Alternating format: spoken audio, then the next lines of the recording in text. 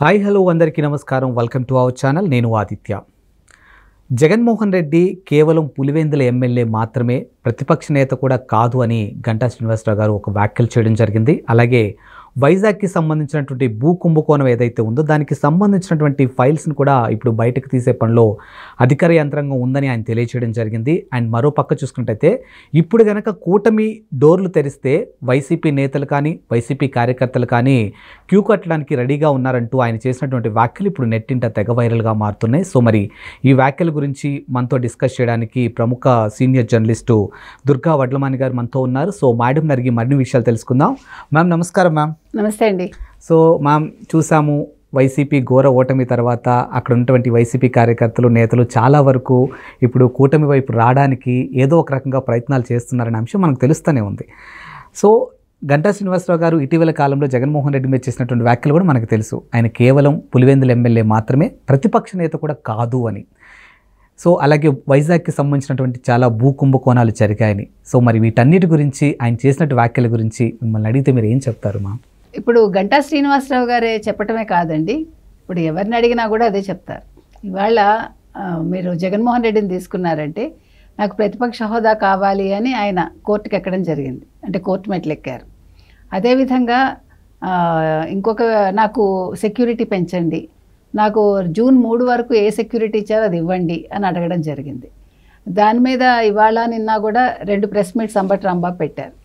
నిన్న ఆయన అంటారు 986 కాదు 139 మంది ఆయనకు సెక్యూరిటీ గతంలో ఉండేవాళ్ళు అని. సరే, ఏది ఏమైనప్పటికీ ఇవాళ గంటా శ్రీనివాసరావు గారు మాట్లాడటానికి కారణం గ్రేటర్ విశాఖలో జరిగిన అభ్యర్థులు ఎవరైతే ఉన్నారో వాళ్ళు 10కి 10 గెలుచుకున్నారు ఇవాళ. సో ఇది తెలుగుదేశానికి చాలా పెద్ద విక్టరీ కదా. గతంలో ఉత్తరాంధ్ర ఎలాగ తెలుగుదేశానికి ఒకప్పుడు కంచుకోట, కానీ గత 5 ఏళ్లలో వైసీపీ అక్కడ మంచిగా ఉండింది. 24 ఎన్నికల్లో ఓటమి పాలైంది. సో బొత్స లాంటి ఒక సీనియర్ నాయకుడు కూడా ఇవాళ ఎమ్మెల్సీ అభ్యర్థిగా వెళ్తున్నాడు. సో ఈ తరుణంలో గంటా శ్రీనివాసరావు గారు చెప్పేది ఏంటంటే జగన్మోహన్ రెడ్డి ఇంకా ఏదో భ్రమల్లో ఉన్నాడు, ఆయనకు వచ్చిన 11 సీట్లే, 151కి మధ్యలో 5 తీసేసి, అంటే 5 ఏళ్ళు నువ్వేం పరిపాలించలేకపోయావు సుమా అని ప్రజలు 11 సీట్లు ఆయనకు ఉంచారు, ఎవరికి? జగన్మోహన్ రెడ్డికి. ఆ తర్వాత ఆయన ఒక ప్రతిపక్ష హోదా కూడా లేని ఒక నాయకుడు. నువ్వు ప్రతిపక్ష హోదా అడుగుతున్నావు కోర్టుకు వెళ్ళి, మరి 23 మంది గతంలో చంద్రబాబు నాయుడు గారికి ఉన్నప్పుడు నువ్వు ఎంత హేళన చేశావు? నీ దగ్గర నుంచి ఒక 5-6 మా పక్కకు వచ్చేస్తే మీకు ప్రతిపక్ష హోదా ఉండదని ఆ రోజు అన్నాడు కదండి ఎవరు? జగన్మోహన్ రెడ్డి. సో అదే గుర్తు చేశాడు ఆయన.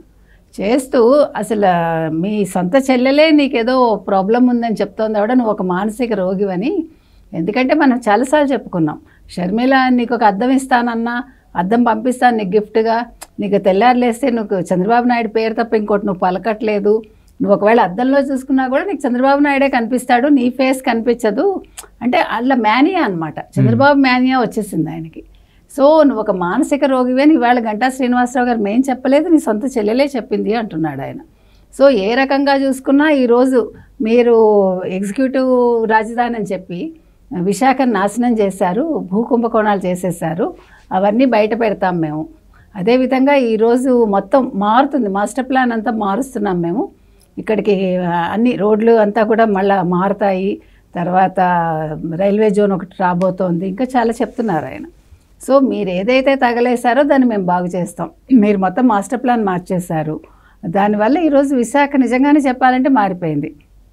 అదేవిధంగా రిషికొండలో 5 భవనాల సముదాయం ఏదైతే కట్టారో, ఒక ప్యాలెస్ ఎవరు జగన్మోహన్ రెడ్డి కోసం కట్టారు కదా, కట్టినప్పుడు మీకు గుర్తుందో లేదో రోజా ఒక మాట అంది ఆవిడ, సింహాచలం అప్పన్న కొండ మీద ఉంటాడు, వెంకటేశ్వర స్వామి కొండ మీద ఉంటాడు, జగన్మోహన్ రెడ్డి రిషికొండలో ఉంటే తప్పేంటి అని అడిగింది. అందుకని మీరు కొండల మీద దేవుళ్ళే కొండల మీద ఉంటారు, నువ్వు నేల మీద ఉండు అని జగన్మోహన్ రెడ్డిని 11 సీట్లతో ఆయన్ని ఇంటికి పంపించారు దేవుడు. అది అందరూ చెప్పే మాట. కాబట్టి మనిషికి అత్యుత్సాహం పనికిరాదు, అత్యాస పనికిరాదు అనేది మనకి జగన్మోహన్ రెడ్డి విషయంలో క్లియర్ కట్గా కనిపిస్తోంది మనకి. మనిషికి ఏది కూడా అంటే అప్పనంగా వచ్చేస్తే ఇలాగే ఉంటుందండి, కష్టపడితే దాని వాల్యూ వేరు. ఒక తండ్రి పేరు చెప్పుకొని, ఒక అమ్మ పేరు చెప్పుకొని, ఒక చెల్లెల పేరు చెప్పుకొని ఆయన వచ్చాడు. ఇవన్నీ కాకుండా బాబాయ్ హత్య అనేదాన్ని నారాసుర రక్త చరిత్ర అని సాక్షిలో ఒక ఫ్రంట్ పేజీలో ఒక పెద్ద యాడ్ ఇచ్చుకుని ఒక వ్యాసం రాసుకుని దానివల్ల కూడా ఆయన ముఖ్యమంత్రి అయ్యాడు. సో ఇది యాదృచ్ఛికంగా జరిగింది. తనేదో కష్టపడి కానీ లేకపోతే ఒక 10 ఏళ్ళు రాజకీయాల్లో ఉండి సంపాదించుకున్నది లేదు. 43,000 crores ఆయన క్విడ్ ప్రోకో ద్వారా సంపాదించుకున్నాడు. సో ఏ రకంగా చూసినా కూడా ఆయన ఏ రోజు కూడా కష్టపడింది లేదండి. ప్రజలకి ఏం కావాలో ఆయనకి తెలియదు. 2 బటన్లు నొక్కడం తెలుసు ఆయనకి. అది దాంతో 5 ఏళ్ళు గడిపేశాడు ఆయన.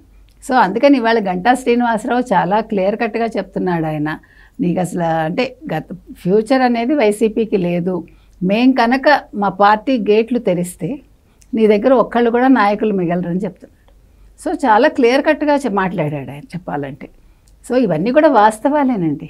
జగన్మోహన్ రెడ్డి విషయంలో ఇవాళ ఎవరు మాట్లాడినా, ప్రజలు మాట్లాడినా, నాయకులు మాట్లాడినా వాస్తవాలు మాట్లాడుతున్నారు. అది జగన్మోహన్ రెడ్డికి అర్థం కావట్లే. ఇంకా ఆయన ఏమనుకుంటున్నాడంటే నేను ఒక ముఖ్యమంత్రిననే అనుకుంటున్నాడు. మన సన్షైన్ హాస్పిటల్కి ఎవరో క్షతగాత్రులు అన్నాడు, ఎవరో అంబటి రాంబాబు. ఆ క్షతగాత్రులను పరామర్శించడానికి వెళ్ళినప్పుడు వీళ్ళు కార్యకర్తలు ఎవరో మరి పెయిడ్ ఆర్టిస్టులేమో సీఎం సీఎం సీఎం అని అరుస్తున్నారు. అరుస్తుంటే కింద కమెంట్స్ ఎవరో పెట్టారు దాని మీద వీడియో. అంటే సీఎం అంటే క్రిమినల్ మెంటాలిటీ అని తప్ప అది సీఎం అంటే చీఫ్ మినిస్టర్ కాదు సుమా అని. అంటే ప్రజలకు అంత బాగా అర్థమైంది, అది మనం చెప్పేది. కాబట్టి జగన్మోహన్ రెడ్డి వీటన్నింటి నుంచి బయటపడాలండి. ఇప్పుడు మనం చూసుకున్నాం విశాఖలో 10కి టీడీపీ అదొక విక్టరీ అనే చెప్పొచ్చు. నెక్స్ట్ కమింగ్ లోకల్ ఎలక్షన్స్ కూడా ఉన్నాయి. ఈ ఇంపాక్ట్ ఇలాగే కంటిన్యూ అవుద్దంటారండి? మీరు ఎమ్మెల్సీ తీసుకుంటే ఇప్పుడు వాళ్ళు బొత్స సత్యనారాయణ నిలబెడుతున్నారు.